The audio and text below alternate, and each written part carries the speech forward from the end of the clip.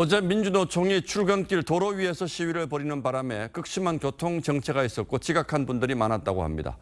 집회 자유는 물론 보장돼야 합니다만 이렇게 도로 위에서까지 시위를 해도 되는 건지 궁금하다는 분들이 많습니다. 그리고 경찰은 왜 못 막는 건지 그 이유를 따져보겠습니다.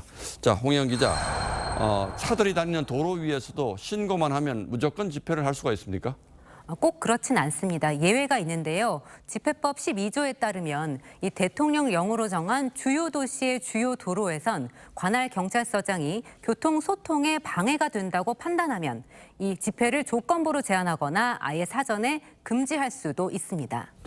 주요 도로는 어디를 말하는 건지도 구체적으로 지정이 돼 있습니까? 네, 서울에만 16개 도로가 있는데요. 웬만한 간선도로는 전부 다 포함된다고 보시면 됩니다. 이 세종대로에서 한강대로까지 구간에는 광화문 광장과 서울역, 이 대통령실 인근인 삼각지역까지 이 집회 인기 장소가 몰려 있습니다. 그 오류동에서 망우동으로 이어진 도로는 국회와 여의대로 이 종로를 지나갑니다. 경찰이 마음만 먹으면 서울 시내 도로 위 집회는 대부분 막을 수 있는 셈입니다. 그렇다면 통제하느냐 안 하느냐는 전적으로 경찰의 판단에 달려 있다고 봐야겠군요.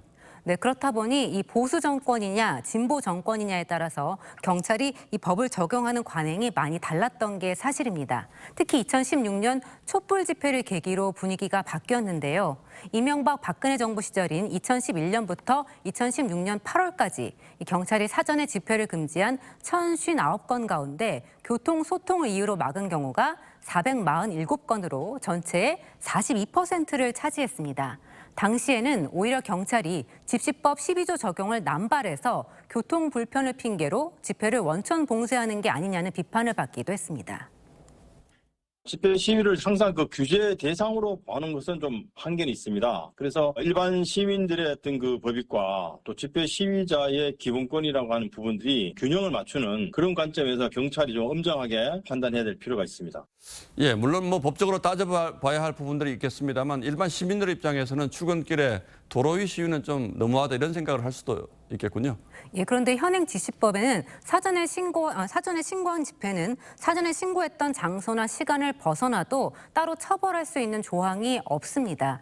경찰도 이런 점 때문에 교통이 마비돼도 현장 통제에는 한계가 있다고 주장을 합니다. 국민의힘은 지난 7월 이 처벌 조항을 담은 집시법 개정안을 발의했습니다. 예, 알겠습니다. 나라별로 물론 뭐 다르긴 하겠습니다만 해외에서는 대체로 이 도로 위 시위를 어떻게 판단하고 있습니까?